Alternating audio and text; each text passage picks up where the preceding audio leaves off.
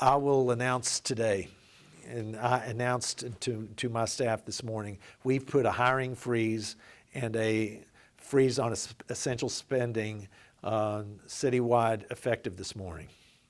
And the reason is that we are in place. Yes, you'll want to write that down. Yeah. Nobody has this. This is a scoop. Nobody has this. Is that we have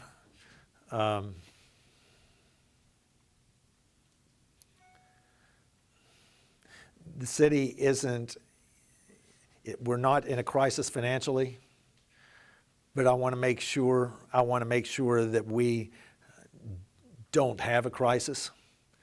So if we put a freeze on hiring and a freeze on non-essential spending, then that will also help us make sure that we are building our rainy day fund, so to speak. We don't have an appropriate web presence. Our website is simple at best. We have contracted with a local firm to have our web page redesigned, but we also know that we need to have a digital quality, not just of what's there, but for businesses to be able to come in and be able to just as simple as online bill pay. That there are years that I was in business, we found if we made it easy for somebody to do something, they do business with it. Just make it easy for the consumer. Entice individuals that are operating in business right outside the city.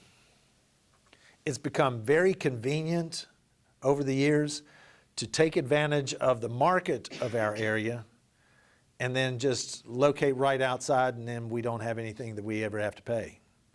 But guess what? When they do that, they don't have a world-class police department. It's not to say the sheriff's department isn't world-class, but they don't have 111 members of a police department. People question the price of something when they truly are questioning the value that they're receiving for the money.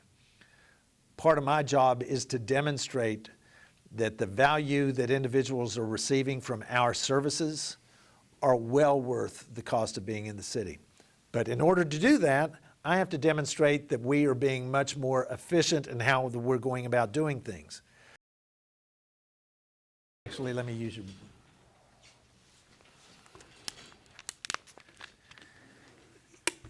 This is what was spilled into the Elk River. Elk River isn't nearly the size of certainly the Kanawha River or into the Ohio River. And actually, let's say this is the Elk River, yeah. This is the Elk River. Have you guys practiced this? Actually, well, what he saw is that he saw me ad-libbing earlier at the coffee meeting. It just, I hit on something that I thought, oh, this works. If I have a little bit of salt and I drop it into this, and this was full of water, that's really going to have a massive effect on this.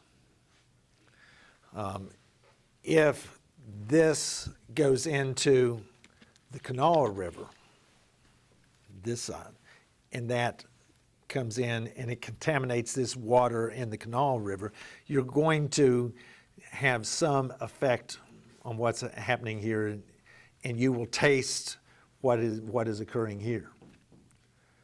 But if that comes into the Ohio River, not that the Ohio River's a trash can. if you drip this into the Ohio River, it's going to have a negligible effect. We're safe in Huntington because we're on the Ohio River. For 5 years now, the city has had a consistent paving program that has occurred. I went on to Huntington City Council in 2009. We were asked to increase the user fee to make sure that there was additional dollars that were going to paving. It went from $2 to $3, which meant $4.5 million was coming into the city coffers. At that time, the administration proposed, I think, $250,000. I might be off on this, but it was a pittance. They didn't propose as much with the user fee increase as had been spent the year before. We on City Council, I and others, advocated we have to have more, and in essence, over a 3-year period, we worked our way up to $1 million a year. For 3 years in a row now, we have allocated $1 million a year of paving, and what's occurring is that we aren't hearing the level of complaints about decayed roads that we were having before. Now, we'll go out right now and we'll end up seeing potholes. We don't have the potholes that are so prevalent that people have named them. We've addressed those issues, but potholes are a function of where we live. I'll show it to you. And it's an early warning application. It's rather than, frankly, I think universities around the country would be able to pick up on it. Right now, if there's something that is occurring on campus and they send a text out, if they do the heads up Huntington, then immediately a text would go out and say, stay in place, there's a shooter, and then be able to give some specific information. If I think like a 50,000 population city, then we're going to get events that are fit for a 50,000 population city.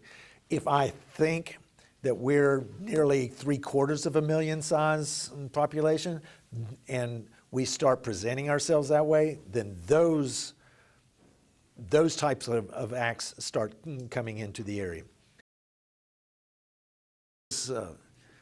It was a great day, and the one thing I wasn't surprised about, because I've had an opportunity to encounter students. The students were asking real questions that I would get at any neighborhood association meeting. Why? Because the students live in the neighborhoods and they're experiencing those issues.